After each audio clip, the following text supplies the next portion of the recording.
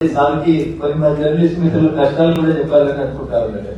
అటువైపు ఉన్నప్పుడు కూడా చాలా కష్టాలు వస్తాయి, ఇటువైపు వచ్చినాక కూడా అటువైపు ఉన్న కష్టాలు ఇంకా గమనంలో తీసుకొని మీ దృష్టికి ఒకటి రెండు విషయాలు తీసుకురావాలని చెప్పి ఎప్పుడు మీరు కార్మిక శాఖ మంత్రి కూడా ఉన్నారు కాబట్టి కొన్ని వాళ్ళకి సంబంధించినటువంటి ఇష్యూస్ ని గౌరవ మంత్రి గారి దృష్టికి తీసుకురావాలని.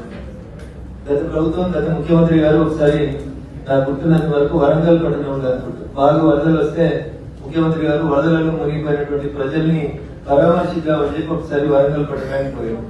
జనరల్ గా గత ముఖ్యమంత్రి ప్రజా సమస్యలు చూడడానికి చాలా తక్కువ టైం ఇచ్చేవారు.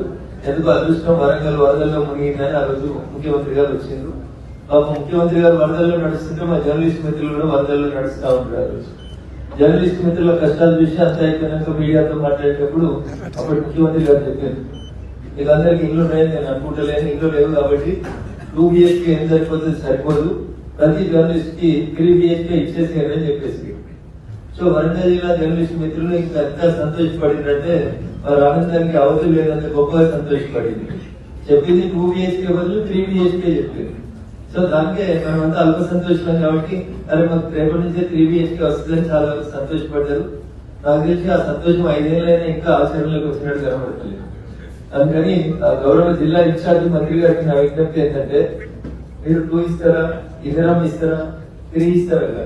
ఇక్కడ చాలా మంది కంట్రిబ్యూటర్లుగా పనిచేస్తున్నటువంటి మా మిత్రులు గ్రామీణ వాతావరణంలో నుంచి వచ్చి సిద్దిపేటకో గజ్వేల్కో ఇట్లా పట్టణ కేంద్రాలకి మైగ్రేట్ అయ్యి పిల్లలు చదువులు ఏమైనా బాగుంటాయి ఏమైనా ఆశతోటి పనిచేస్తా ఉన్నారు. యాజమాన్యాలు జీతాలను తీస్తే ఎంత అనేది ఒక యజమాని ముందు నేను మాట్లాడడం అనేది గౌరవంగా ఉండదు కాబట్టి సార్, కాబట్టి వాళ్ళని కూడా దయచేసి 2 BHK బదులు 3 BHK ఆర్డర్ చేయండి.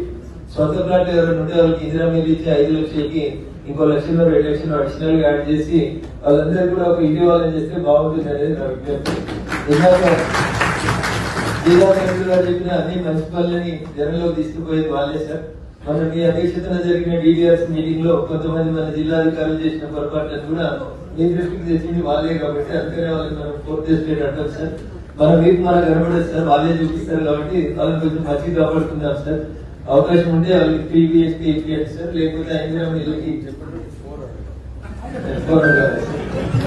మంత్రి గారి సౌహృదయాన్ని స్వాగతిస్తూ పాత ముఖ్యమంత్రి గారు 3 BHK అన్నారు కాబట్టి అట్లీస్ట్ అదన్ని ఇస్తారేమో నేను ఆశపడ్డా. కానీ మంత్రి గారు అంటున్నారు 4 BHK మేము మంజూరు ఇస్తామంటున్నారు. గట్టిగా సపోర్ట్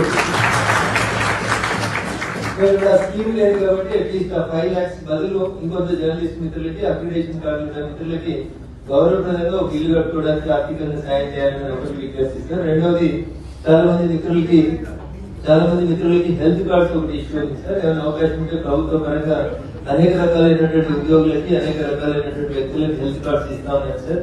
ఎందుకంటే నేను కంట్రిబ్యూటర్ చేసిన 95 నుంచి ఇప్పుడు కంట్రిబ్యూటర్ గా వీళ్ళలో ఒక 5-6 ఉన్నారు సార్ ఇట్లా. కాబట్టి దాదాపు 30 సంవత్సరాల నుంచి అదే వృత్తి నమ్ముకొని పనిచేస్తున్నటువంటి మిత్రులకి కొంత సహాయంగా ఉంటుంది హెల్త్ కార్డ్స్ ఒకటి. ఈ రెండింటిని గమనంలో తీసుకొని యజమానిగా కాకుండా ఒక గౌరవ మంత్రిగా ఆలోచించి మా జర్నలిస్ట్ మిత్రుల కష్టాన్ని పరిష్కరించాలని సవినయంగా విజ్ఞప్తి చేస్తూ ఈ రోజు అక్రిడేషన్ అందుకోబోతున్నటువంటి 532 మంది జర్నలిస్ట్ మిత్రులందరికీ కూడా మరొకసారి శుభాకాంక్షలు అభినందనలు తెలియజేస్తూ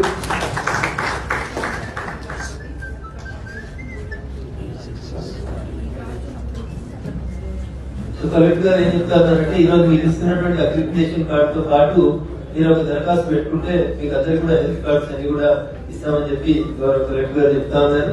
ఇంకేమైనా సమస్యలు ఉంటే మేము అక్రిడిటేషన్ కార్డులు సో అందరూ చాలా అడుగుతారు. కొన్నిసార్లు కరోనా వచ్చినప్పుడు మాకు బస్సులు ఉండే, బస్ పాస్లు ఉండే, కరోనా వచ్చినప్పుడు రైలు పాస్లు ఉండే, కరోనా కంటే ముందు అవి మళ్ళీ పునరుద్ధరించుకోవాలి ఒక డిమాండ్ ఉంది. స్కూల్ ఫీజులలో కన్సిస్టెంట్ చాలా ఉంటాయి సార్. మొదటి అడిగిన రెండైతే మీరు కన్సిడర్ చేయమని మేము విజ్ఞప్తి చేస్తూ గౌరవ మంత్రి గారిని ఈ కార్యక్రమాన్ని ఇచ్చేసి జర్నలిస్ట్ మిత్రులను ఆశీర్వదిస్తున్న సందర్భంగా మరొకసారి శుభాకాంక్షలు తెలియజేస్తూ సెలవు తీసుకుంటాను. జై హింద్, జై భారత్.